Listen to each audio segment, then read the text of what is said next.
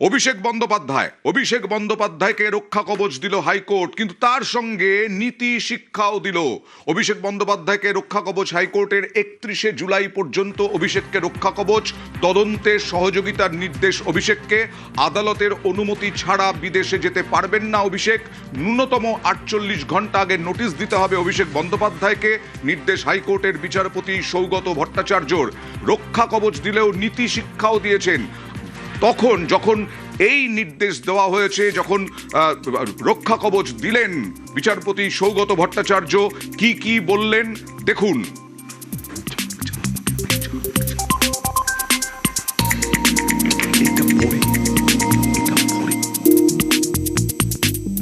অভিষেক বন্দ্যোপাধ্যায়কে রক্ষা কবচ হাইকোর্টের 31শে জুলাই পর্যন্ত অভিষেক বন্দ্যোপাধ্যায়কে রক্ষা কবচ যেমন দেওয়া হলো অভিষেক বন্দ্যোপাধ্যায়কে, কিন্তু তার আগে যে পর্যবেক্ষণ বিচারপতি একেবারে ক্ষুব্ধ।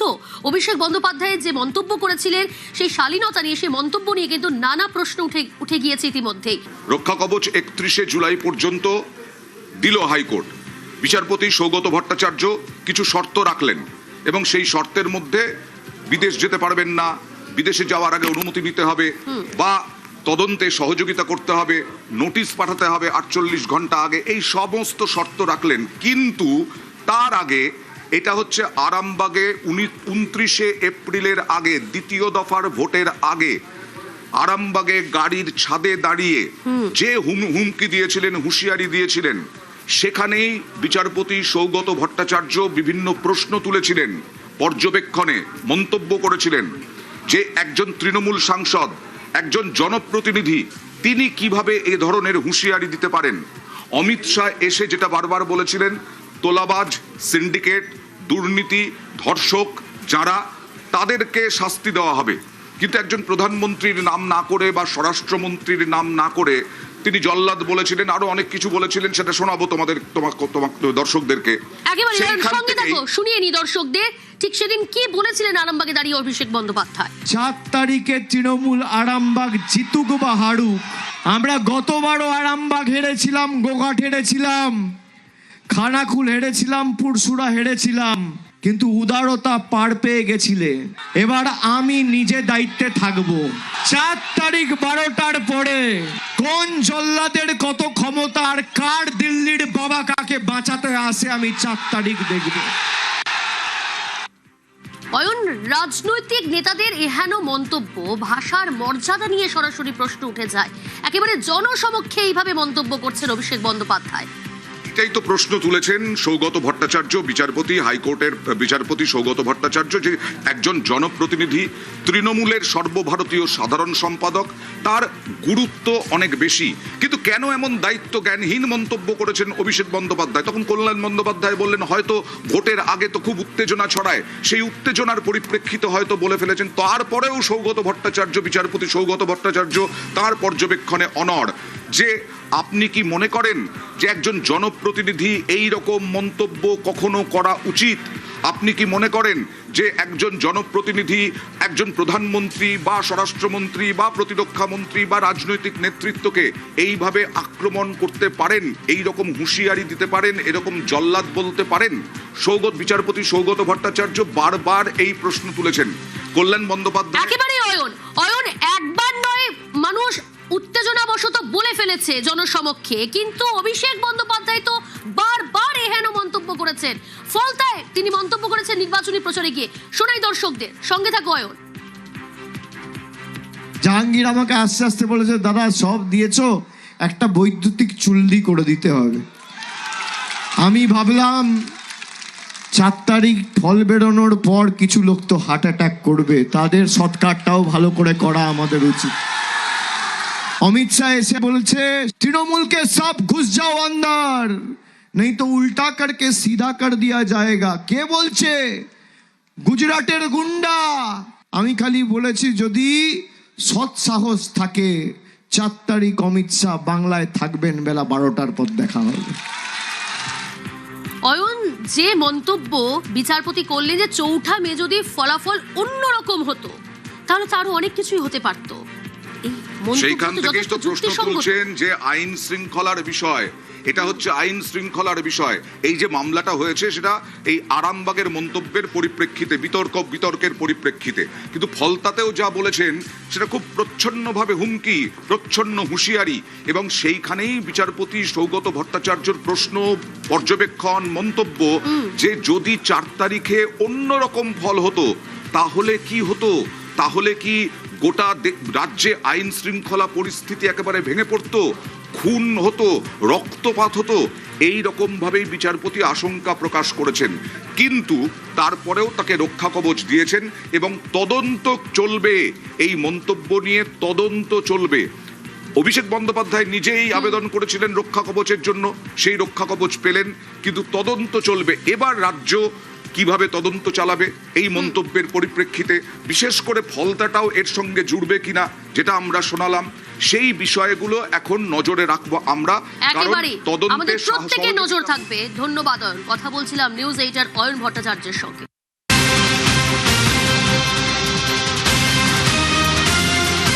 আর যেটা বলছিলাম যে রক্ষা কবচ দিয়েছেন বিচারপতি সৌগত ভট্টাচার্য, হাইকোর্ট দিল, কিন্তু নীতি শিক্ষা দেওয়া হলো অভিষেক বন্দ্যোপাধ্যায়কে। বারবার যেটা বলছিলাম যে 3 বারের সাংসদ, জনপ্রতিনিধি, তিনি তো মানুষের প্রতিনিধি হিসেবে আইন প্রণেতা, কেন এমন মন্তব্য করবেন? অভিষেকের কেন এমন দায়িত্ব জ্ঞানহীন মন্তব্য? বললেন তো, পর্যবেক্ষণে বললেন একেবারে সাংসদের একজন জনপ্রতিনিধি, 3 বারের সাংসদ, তাকে দায়িত্ব জ্ঞানহীন বললেন বিচারপতি সৌগত ভট্টাচার্য। ভোটের আগে এরকম দায়িত্বজ্ঞানহীন মন্তব্য কেন, এই প্রশ্ন তুললেন বিচারপতি সৌগত ভট্টাচার্য। তিনি বললেন যে এটা যদি ফল অন্যরকম হতো, অর্থাৎ তৃণমূল যদি ক্ষমতায় আসতো, তাহলে কি হতো? মানে তাহলে কি হিংসা হতো? তাহলে কি রক্তগঙ্গা বইতো? আমরা কোর্টের থেকে প্রোটেকশন চেয়েছিলাম, কারণ আমাদের এটা মনে হচ্ছে এটা রাজনৈতিক উদ্দেশ্য প্রণীতভাবেই কমপ্লেনটা করা হয়েছে, এবং কোর্ট ওনাকে প্রোটেকশন দিয়েছে যে ওনার এগেন্সটে কোনো কোয়ার্সিভ অ্যাকশন নেওয়া যাবে না, অ্যারেস্ট করা যাবে না, আর ইনভেস্টিগেশন যেমন চলবে, ওনার যা পুলিশের ওনার থেকে জানার থাকবে সেটা পুলিশ জানতে পারে, কিন্তু নোটিশ দিলে 48 আওয়ার্সে 48 ঘন্টার নোটিশ ওনাকে দিতে হবে, এবং তারপরে উনি কমপ্লাই করবেন।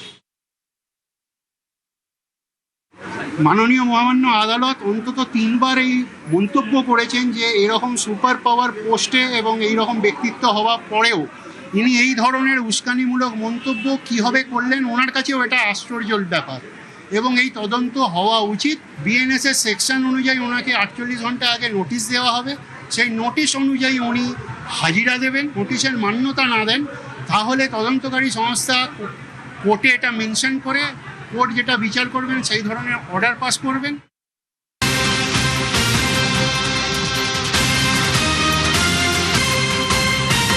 বিচারপতি সৌগত ভট্টাচার্য যেটা মন্তব্য করলেন যে যদি 4 মে ফল অন্যরকম হতো তাহলে কি হতো, এর সঙ্গে কি এই ঘটনার মিল আছে? গোঘাটে তৃণমূল নেতার বাড়ির পাশে হাত কামান উদ্ধার, বিস্ফোরক উদ্ধার। ভোটে তৃণমূল জিতলে কি অশান্তির ছক? সরাসরি চলে যাব প্রতিনিধি শুভদীপের কাছে। শুভদীপ, বিজেপি কি অভিযোগ করছে সংক্ষেপে জানতে চাইব। একেবারে বিজেপি যেটা অভিযোগ করছে যে ভোটের ফল যদি অন্যরকম হতো তাহলে কিন্তু এখানে বেশ কিছু লাশ পড়তো, এবং ভয়ঙ্কর সন্ত্রাস চালানোর পরিকল্পনার জন্যই কিন্তু এই গোলা বারুদ মজুত করা হয়েছিল।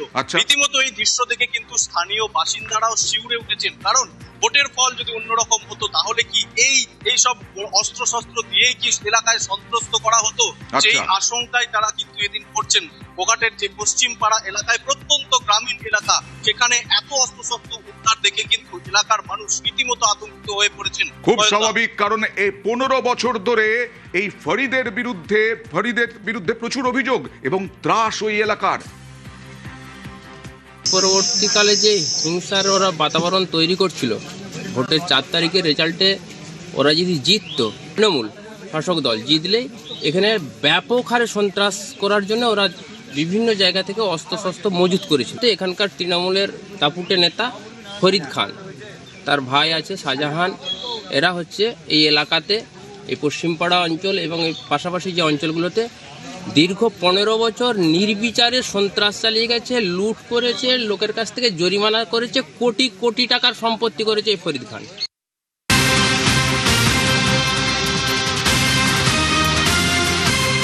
এই মুহূর্তের বড় খবর, আরজিকর ধর্ষণ খুনকাণ্ডে এসআইটি গঠন, সিট গঠন। যুগ্ম ডিরেক্টর সিবিআই পূর্বাঞ্চল জোন নেতৃত্বে 3 সদস্যের কমিটি দিয়ে সিট গঠন, মানে নতুন করে আবার সিবিআই তদন্ত করবে আরজিকরে 24 অগস্টে যেভাবে ধর্ষণ করে, নৃশংসভাবে ধর্ষণ করে খুন করা হয়েছিল তরুণী চিকিৎসককে। সেই ঘটনায় বারবার বিচার না পাওয়ার অভিযোগ করে এসেছেন অভয়ার মা বাবা। বারবার বিভিন্ন দরজায় দরজায় ঘুরেছেন বিচারের আশায়। সিবিআই এর বিরুদ্ধেও ক্ষোভ উগড়ে দিয়েছেন। সিবিআই ঠিকমতো তদন্ত করেনি, তারপরে আবার কোর্টের দ্বারস্থ হয়েছেন অভয়ার মা বাবা। আর এবার আরজিকর ধর্ষণ খুনকাণ্ডে আবার তদন্ত হবে, ফের তদন্ত করবে সিবিআই। যুগ্ম ডিরেক্টর সিবিআই পূর্বাঞ্চল জোনের নেতৃত্বে 3 সদস্যের কমিটি দিয়ে সিট গঠন, স্পেশাল ইনভেস্টিগেটিং টিম। 48 ঘন্টার মধ্যে সিট গঠন করবে সিবিআই। আজকে এই নির্দেশ দেওয়া হলো এবং তার 48 ঘন্টার মধ্যেই সিট গঠন করবে সিবিআই। অভয়ার পরিবারের অভিযোগগুলি রি-এক্সামিন করবে সিবিআই, মানে আবার যাবে ওখানে ঘটনাস্থলে, তদন্ত করবে, আবার নতুন করে পরীক্ষা হবে ঘটনাস্থলের। সত্যি কি প্রমাণ লোপাট হয়েছে, তথ্য প্রমাণ লোপাট হয়েছে। যেভাবে 14ই অগস্ট ভাঙচুর হয়েছিল, যেদিন রাত দখল কর্মসূচি, গোটা রাজ্যের সাধারণ মানুষ রাস্তায় নেমেছিলেন, সেই দিন যেভাবে দুষ্কৃতী তাণ্ডব হয়েছিল, অভিযোগ ছিল যে প্রমাণ লোপাটের জন্য, তথ্য প্রমাণ লোপাটের জন্যই এই ভাঙচুর। তা কি হয়েছে? রি-এক্সামিন করবে সিবিআই। ঘটনার রাতের ডিনার থেকে শ্মশান পর্যন্ত পুরো ঘটনার ঘটনাচক্র খতিয়ে দেখবে সিট। পুনরায় তদন্তের নির্দেশ বিচারপতি শম্পা সরকার ও বিচারপতি তীর্থঙ্কর ঘোষের ডিভিশন বেঞ্চের। 25শে জুন রিপোর্ট দেবে CBI seat, 25শে June.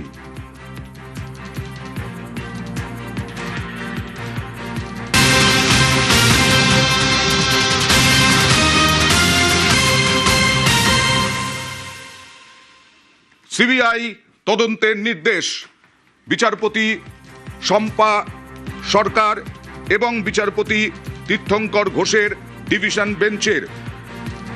2024-এর 7ই October chargesheet দিয়েছে সিবিআই। 1 বছর 7 মাস আরো তদন্ত কি করেছে সিবিআই, প্রশ্ন তুললেন বিচারপতি তীর্থঙ্কর ঘোষ। সিবিআই যে রিপোর্ট দিয়েছে তাতে 1 বছর 7 মাসের তদন্ত নিয়ে তেমন কিছু নেই, মন্তব্য বিচারপতি শম্পা সরকারের। সিবিআই চার্জশিট দেওয়ার পর কতজনের সাক্ষ্য গ্রহণ করেছে বিচারপতি তীর্থঙ্কর ঘোষের প্রশ্ন। সিবিআই জানালো 70 থেকে 80 জনের সাক্ষ্য মধ্যবর্তী সময়ে নেওয়া হয়েছে। কেস ডায়েরি দেখাতে বলেছেন তীর্থঙ্কর ঘোষ বিচারপতি। ওই সময়ে তদন্তের সব দিক খতিয়ে দেখে সিবিআই। সিবিআইয়ের আইনজীবী দাবি করলেন, সিবিআই রিপোর্টে ত্রুটি বিচ্যুতি আমাদের নজরে এসেছে। বিচারপতি শম্পা সরকার বললেন, সিবিআই রিপোর্টে ত্রুটি বিচ্যুতি আমাদের নজরে এসেছে। বিচারপতিদের নজরে ত্রুটি বিচ্যুতি। সিবিআই তদন্ত হয়েছে। সিবিআই তদন্ত নিয়ে অভয়ের মা বাবা ব্যাপক ক্ষোভ প্রকাশ করেছেন। দরজায় দরজায় ঘুরেছেন, আদালতে আদালতে গেছেন, সিবিআই এর বিরুদ্ধে ক্ষোভ উগড়ে দিয়েছেন। সিবিআই তদন্ত ঠিকমতো করেনি বলে অভিযোগ করেছেন। কিন্তু তারপরে এখন দেখা যাচ্ছে খোদ বিচারপতি বলছেন সিবিআই রিপোর্টে ত্রুটি বিচ্যুতি তাদের নজরে এসেছে এবং সেই ত্রুটি বিচ্যুতি হয়ে থাকলে সিবিআই দাবি করছে তা পুলিশ ও হাসপাতাল কর্তৃপক্ষের জন্য সিবিআই দাবি করছে।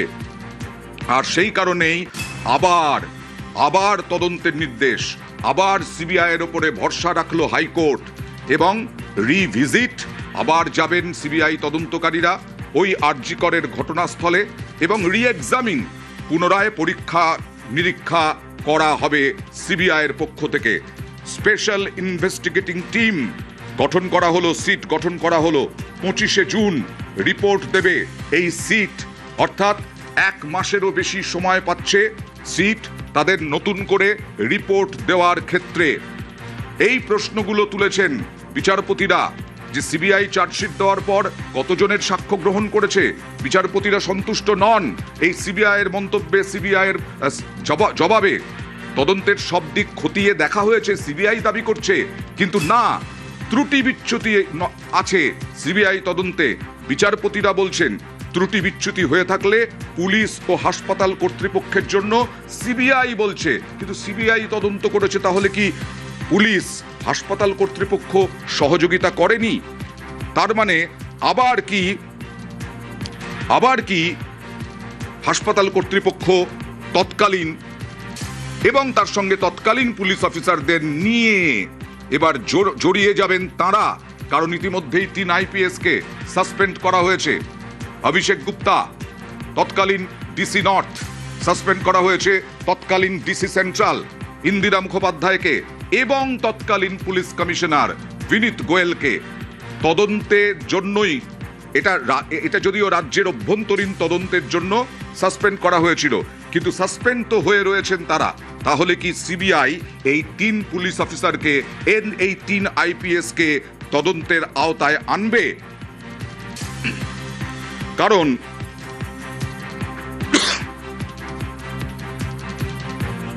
সিবিআই যে রিপোর্ট দিয়েছে তাতে 1 বছর 7 মাসের তদন্ত নিয়ে কিছু তেমন নেই, এরকমটাও বললেন বিচারপতি শম্পা সরকার, এবং বললেন সিবিআই রিপোর্টে ত্রুটি বিচ্যুতি তাদের নজরে এসেছে। ত্রুটি বিচ্যুতি নজরে এসেছে, তাহলে কি অভয়ার মা বাবা যেটা দাবি করছিলেন, বারবার যেটা অভিযোগ করছিলেন যে সিবিআই ঠিক মতো তদন্ত করেনি, সিবিআই তদন্তে তারা অসন্তুষ্ট, তাতেই সিলমোহর পড়ল? ডিনার থেকে শ্মশান পর্যন্ত ঘটনাক্রম খতিয়ে দেখবে সিবিআই, 25শে জুন রিপোর্ট দেবে, তদন্তের রিপোর্ট। সেই তদন্ত রিপোর্ট কি এবার ত্রুটি বিচ্যুতি মুক্ত হবে, যেটা বিচারপতি শম্পা সরকার বললেন? এই খবর নিয়ে ফিরে আসবো, আরো আপডেট নিয়ে ফিরে আসবো একটা ছোট্ট ব্রেকের পর। সঙ্গে থাকুন।